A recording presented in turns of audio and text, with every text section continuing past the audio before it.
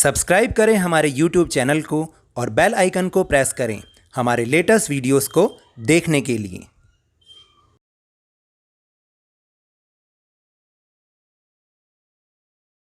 मैंने इंस्टा पर भी अपनी आईडी बना ली है, लवनीश सर की क्लास _22। आप चाहें तो इसको भी फॉलो करके जो रोज़ की नई अपडेटेड वीडियोस हैं उनको आप यहाँ पर भी देख सकते हैं। Hello and welcome to Lavneesh sir की क्लास।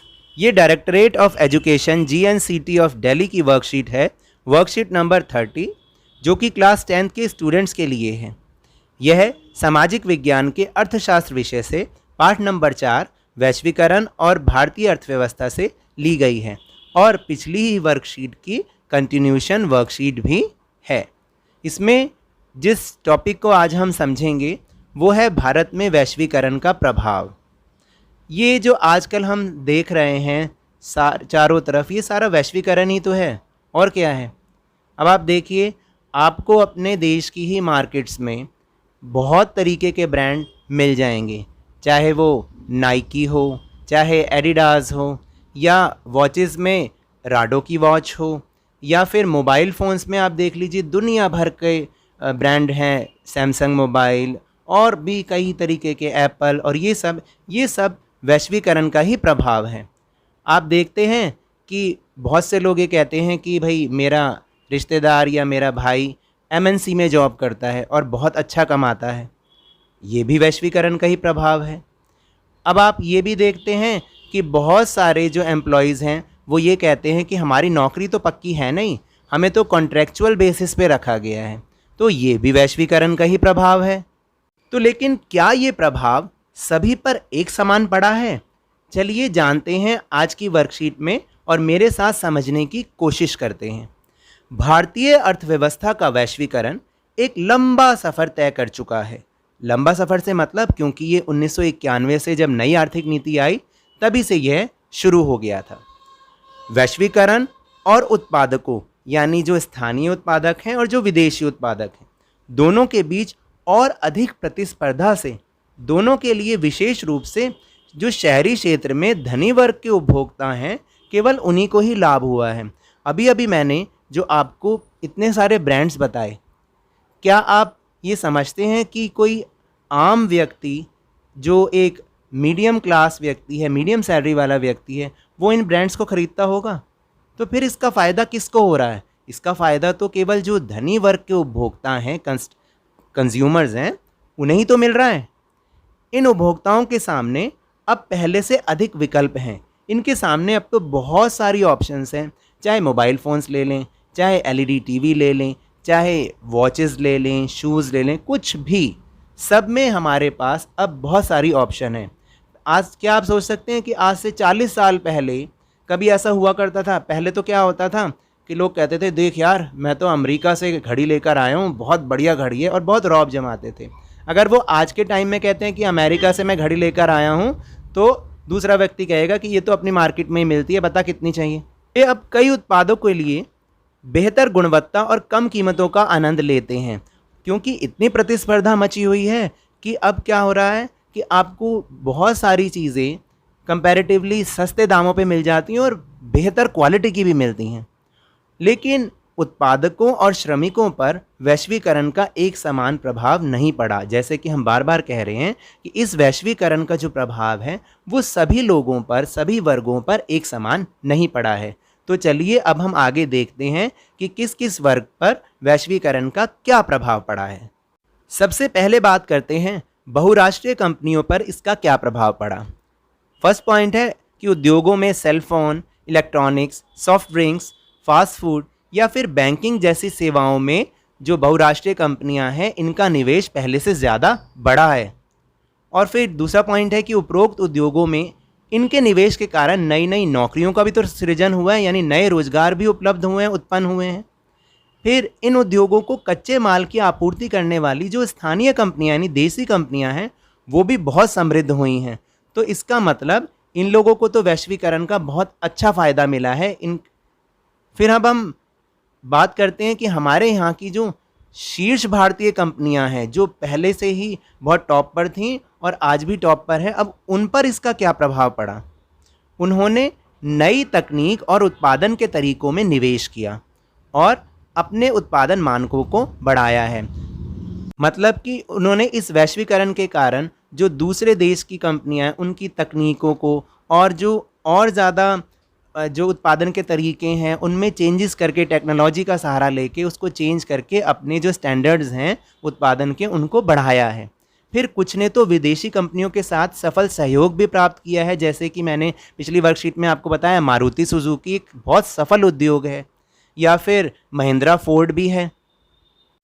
और कुछ बड़ी भारतीय कंपनियां खुद बहुराष्ट्रीय कंपनियां बन गई हैं। उदाहरण के लिए बहुत सारी कंपनियां जैसे टाटा मोटर्स है, इन्फोसिस जो कि कंप्यूटर्स आईटी है, रैनबैक्सी दवाइयों के लिए हैं। ये जो सारे हैं ये इसका फ़ायदा उठा के, वैश्वीकरण का फ़ायदा उठा के बहुत बड़े स्तर की कंपनी बन चुकी हैं, यानी इनके लिए भी ये फ़ायदेमंद हुआ। आईटी जैसे उद्योगों को सेवा प्रदान करने के नए अवसर मिले हैं, यानी जितनी भी कंप्यूटर से रिलेटेड कंपनीज़ हैं उन्हें भी वैश्वीकरण के कारण अपनी सेवा प्रदान करने का मौका मिला है। आप देखिए कि इस वैश्वीकरण के कारण बहुत सारे हमारे इंडियन सॉफ्टवेयर्स बाहर जाके जॉब करते हैं, ये भी तो वैश्वीकरण का ही प्रभाव है। फिर आप बात करते हैं कि जो छोटे भारतीय निर्माता हैं और जो श्रमिक हैं यानी लेबर क्लास, उन पर इस वैश्वीकरण का क्या प्रभाव पड़ा? बहुत सारे छोटे निर्माताओं के लिए वैश्वीकरण ने कुछ चुनौतियां पेश की हैं, यानी उनके लिए तो बहुत मुश्किल हो रही है। छोटे निर्माताओं को प्रतिस्पर्धा के कारण कड़ी टक्कर मिली है, और इसमें भी वो निर्माता जैसे बैटरी, कैपेसिटर, प्लास्टिक, खिलौने, टायर, डेयरी उत्पाद और तेल जैसे उदाहरण वाली कुछ कंपनियां हैं, इन्हें इस वैश्वीकरण के कारण बहुत ज़्यादा कड़ी टक्कर मिली है। इनमें से तो कई इकाइयों ने कई श्रमिकों को रोज़गार देने ही बंद कर दिए हैं। फिर जो अधिकांश नियोक्ता हैं, नियोक्ता कौन होता है? जो कि नौकरी देने वाला होता है। अधिकांश नियोक्ता अब श्रमिकों को लचीले ढंग से रोज़गार देना पसंद करते हैं, जिससे नौकरी का नुकसान होता है। ये लचीला ढंग क्या होता है? लचीला ढंग होता है यानी अपनी शर्तों पर, इसमें कोई भी श्रमिक कानून का कोई नियम पालन कुछ नहीं होता। जो नियोक्ता होता है वो अपनी शर्तों पर श्रमिकों को रोज़गार देता है, इससे उन श्रमिकों को बहुत ज़्यादा नुकसान का सामना करना पड़ सकता है। तो अब आपने देखा ना कि ये जो छोटे निर्माता हैं या जो श्रमिक हैं, इन पर वैश्वीकरण का अच्छा प्रभाव नहीं पड़ा। ये तो थी प्रभाव की बात कि वैश्वीकरण का प्रभाव कैसे पड़ा। अब हम देखते हैं कि सरकार विदेशी निवेश को आकर्षित करने के लिए क्या क्या कदम उठाती है, यानी ज़्यादा से ज़्यादा बाहर की कंपनियों को अपने देश में आकर्षित करने, बुलाने के लिए सरकार ने क्या कदम उठाए हैं। क्योंकि इसका फ़ायदा हमें भी ये भी हो रहा है, क्योंकि वो जब यहाँ पर आएंगे तो वो हमारे चीज़ों को यूज़ करेंगे और हमारे ही लोगों को एम्प्लॉयमेंट देंगे, जिससे हमारे यहाँ का जीवन स्तर, लोगों का जीवन स्तर थोड़ा सा और ऊंचा उठेगा। तो चलिए देखते हैं एक बार। सबसे पहला काम क्या किया कि औद्योगिक क्षेत्रों की स्थापना, जिन्हें विशेष आर्थिक क्षेत्र SEZ कहा जाता है, यानी उन्होंने विशेष आर्थिक क्षेत्र बनाए। ये विशेष आर्थिक क्षेत्र क्या होते हैं कि इनमें बिजली, पानी, सड़क परिवहन, भंडारण, मनोरंजन और शैक्षिक सुविधाओं जैसी विश्व स्तरीय सुविधाएं होती हैं। यानी एक ऐसा इलाका चुन लिया जाता है कि जहां पर ये सारी सुविधाएं विश्व स्तर की होती हैं, और कंपनियों को आकर्षित किया जाता है कि यहाँ पर वो अपने आके कंपनियां लगाएं। SEZ में उत्पादन इकाई रखने वाली कंपनियों को शुरुआती 5 वर्षों के लिए कर का भुगतान भी नहीं करना पड़ता। फिर उनके लिए श्रम कानूनों में लचीलापन रखा गया है।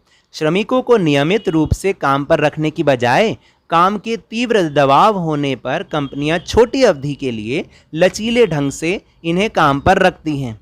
तो यह कंपनी के लिए श्रम की लागत को कम करने के लिए किया जाता है, क्योंकि कंपनी तो अपना फ़ायदा चाहेगी, वो अपनी उत्पादन की जो लागत है उसको कम करेगी। कैसे कम करेगी? इन तरीक़ों से कम करेगी।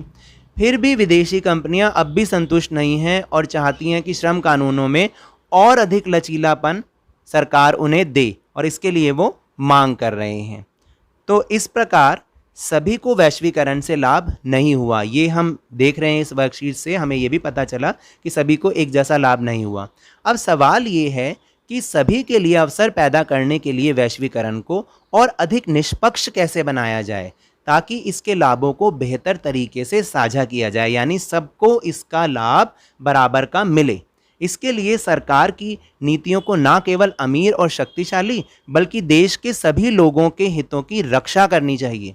उदाहरण के लिए सरकार यह सुनिश्चित कर सकती है कि श्रम कानून ठीक से लागू हों और श्रमिकों को भी उनके अधिकार मिले। यदि फिर आवश्यक हो तो सरकार व्यापार और निवेश बाधाओं का भी उपयोग कर सकती है ताकि जो छोटे निर्माता हैं उनको भी इसका फ़ायदा मिल पाए। सरकार उचित नियमों के लिए विश्व व्यापार संगठन में भी बातचीत कर सकती है।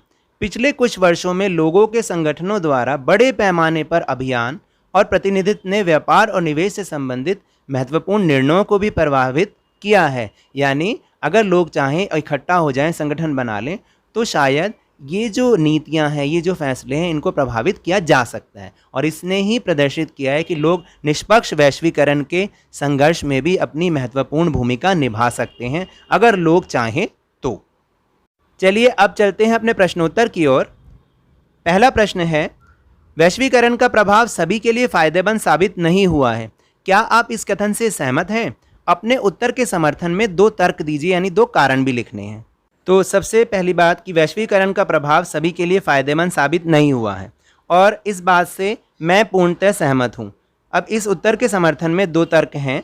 पहला पॉइंट है, बहुत से छोटे निर्माताओं को प्रतिस्पर्धा के कारण कड़ी टक्कर मिली है, जैसे बैटरी, कैपेसिटर, प्लास्टिक, खिलौने और टायर बनाने वाली कंपनियां इसका उदाहरण हैं। दूसरा पॉइंट है कि कई श्रमिकों की नौकरी भी चली गई, क्योंकि अधिकांश नियोक्ता श्रमिकों को लचीले ढंग से रोजगार देना पसंद करते हैं। यानी ज़्यादातर जो एम्प्लॉयर होते हैं वो अपनी शर्तों पर इन श्रमिकों को रोजगार देते हैं। चलिए अब चलते हैं प्रश्न नंबर 2 पर। SEZs क्या हैं?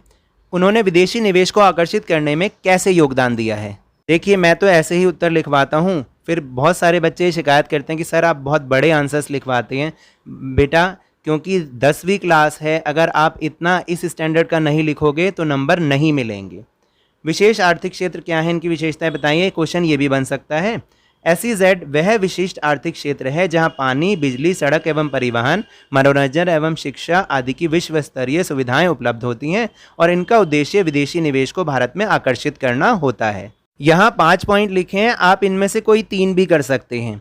सस्ती बिजली, पानी, सड़कें, परिवहन, भंडारण, मनोरंजन और शिक्षा आदि जैसी विश्व स्तरीय सुविधाओं के साथ सरकार ने विशिष्ट आर्थिक क्षेत्रों की स्थापना की। कंपनियां इन क्षेत्रों में अपनी इकाइयों की स्थापना करती है, जिन्हें शुरुआती 5 वर्षों के लिए कर में छूट प्राप्त होती है। नंबर 3, श्रम कानूनों को भी लचीला इसमें बनाया जाता है। नंबर 4, नियमित आधार पर श्रमिकों को नौकरी पर रखने के बदले कंपनियां अत्यधिक मांग की अवधि में श्रमिकों को छोटी अवधि के लिए लचीली शर्तों पर रखना बहुत ज़्यादा पसंद करती हैं, यानी कॉन्ट्रैक्ट बेसिस पर। यह कंपनियों के लिए श्रम की लागत को कम करने के लिए किया जाता है। और फिर 5वां है कि सरकारों ने विदेश व्यापार और विदेशी निवेश से अवरोध हटा लिए हैं ताकि वस्तुओं का आयात निर्यात आसानी से किया जा सके और विदेशी कंपनियां अपने कार्यालय और फैक्ट्रियां भी यहां पर स्थापित कर सकें। तो आप इनमें से कोई 3 या 4 पॉइंट लिख सकते हैं। फिर प्रश्न नंबर 3 एक केस स्टडी है और ऐसे क्वेश्चंस पेपर में जरूर आएंगे। रमन एक जूता बनाने वाली फैक्ट्री में एक स्थायी कर्मचारी के रूप में काम कर रहा था। प्रतिस्पर्धा के कारण कारखाने बंद हो गए और उन्होंने अपनी नौकरी को खो दिया। उन्हें एक कंपनी द्वारा उनके पिछले वेतन के लगभग आधे के आधार पर अब काम पर रखा गया था, जो अस्थायी आधार पर कम अवधि के लिए लचीले ढंग से श्रमिकों को काम पर रखती थी। रमन और उसके साथी कर्मचारियों पर इसका क्या प्रभाव हुआ होगा और उन्हें किस तरीके का इससे नुकसान हो सकता है, इसे लिखना है। पहले क्वेश्चन के पहले पार्ट का उत्तर देते हैं। रमन और उसके साथियों पर इसका निम्नलिखित प्रभाव पड़ेगा।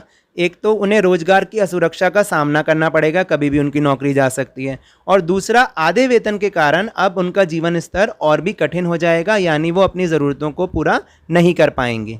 इससे उन्हें कई प्रकार के नुकसान हो सकते हैं। पहला, रमन और उसके साथियों को कानून की सुरक्षा का कोई लाभ नहीं मिल पाएगा, क्योंकि उन्हें नियोक्ता ने अस्थायी आधार पर कम अवधि के लिए लचीले ढंग से काम पर रखा था।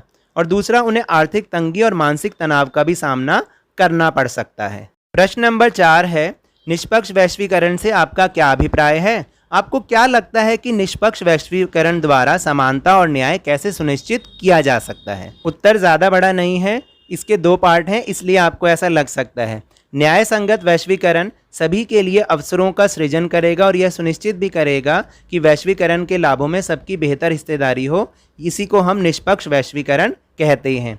फिर न्याय संगत वैश्वीकरण को सुनिश्चित करने के लिए निम्न उपाय करने चाहिए। पहला, सरकारी नीतियों से देश के सभी लोगों के हितों का संरक्षण होना चाहिए।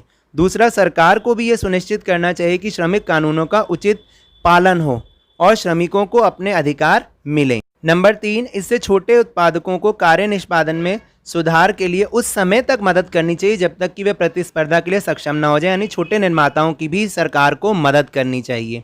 फिर चौथा है, सरकार को न्याय संगत नियमों के लिए विश्व व्यापार संगठन में समझौता भी करना चाहिए।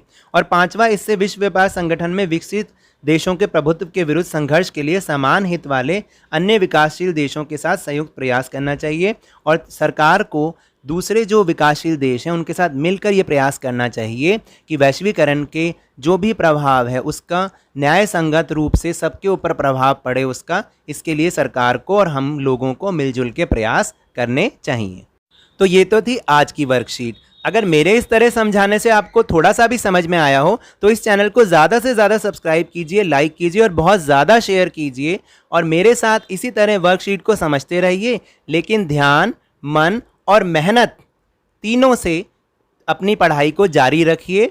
धन्यवाद।